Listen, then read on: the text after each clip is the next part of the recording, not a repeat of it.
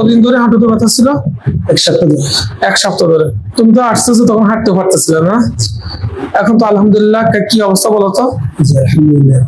ভালো আছো, আবার হাঁটতেও পারতেছো না? একজন মাদ্রাসার শিক্ষার্থী দাওরা হাদিস অধ্যয়নরত গত 7 দিন ধরে তীব্র হাঁটু ব্যথা নিয়ে ভুগছিলেন। তারপর আমাদের কাছে আসেন। ব্যথার কারণে তিনি ঠিকমতো হাঁটাচলা করতেও পারছিলেন না, খুঁড়িয়ে খুঁড়িয়ে চলছিলেন। এই গত 7 দিন তিনি ব্যথার ওষুধ খাচ্ছিলেন, কিন্তু কোনো উল্লেখযোগ্য তার শরীরে পরিবর্তন আসেনি। পরবর্তীতে আমরা তার হাঁটু দেখি এবং ক্লিনিক্যাল এক্সামিনেশন করি। তখন আমরা হাঁটুতে সয়েলিং, টেন্ডারনেস এবং জয়েন্ট ইফিউশনের লক্ষণ দেখি। পরবর্তীতে আমরা প্রয়োজনীয় পরীক্ষা নিরীক্ষা এবং মাসকুলোস্কেলেটাল আল্ট্রাসাউন্ড করে হাঁটুর জয়েন্টে ফ্লুইডের কালেকশন নিশ্চিত করি, যেটিকে আমরা মেকানিক্যাল সাইনোভাইটিস উইথ নি ইফিউশন এই হিসাবে ডায়াগনোসিস করি। এটি সাধারণত দীর্ঘ সময় হাঁটু বাজ করে বসে থাকা এবং দীর্ঘ সময় হাঁটুর উপর যদি রিপিটেড মেকানিক্যাল স্ট্রেস পড়ে, অতিরিক্ত চাপের কারণে, অনেক সময় সাইনোভিয়াল ইরিটেশনের কারণে সাইনোভাইটিস, জয়েন্ট ইফিউশন ইত্যাদি তৈরি হতে পারে।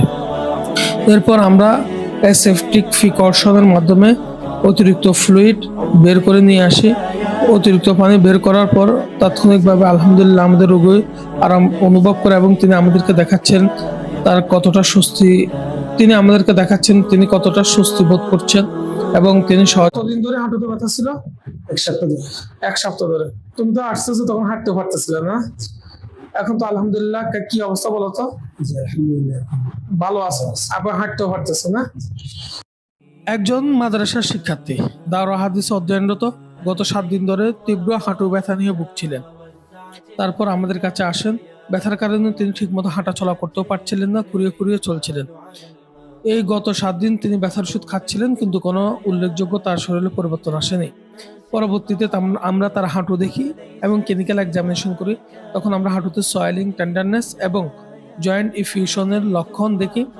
পরবর্তীতে আমরা প্রয়োজনীয় পরীক্ষা নিরীক্ষা এবং মাসকুলোস্কেলেটাল আল্ট্রাসাউন্ড করে হাঁটুর জয়েন্টে ফ্লুইডের কালেকশন নিশ্চিত করি, যেটিকে আমরা মেকানিক্যাল সাইনোভাইটিস উইথ নি ইফিউশন এই হিসাবে ডায়াগনোসিস করি।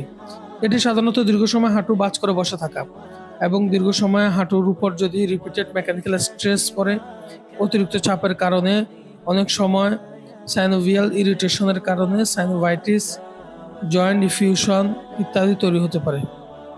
এরপর আমরা অ্যাসেপটিক প্রিকশনের মাধ্যমে অতিরিক্ত ফ্লুইড বের করে নিয়ে আসি। অতিরিক্ত পানি বের করার পর তাৎক্ষণিকভাবে আলহামদুলিল্লাহ আমাদের রোগী আরাম অনুভব করে এবং তিনি আমাদেরকে দেখাচ্ছেন তিনি কতটা স্বস্তি বোধ করছেন এবং তিনি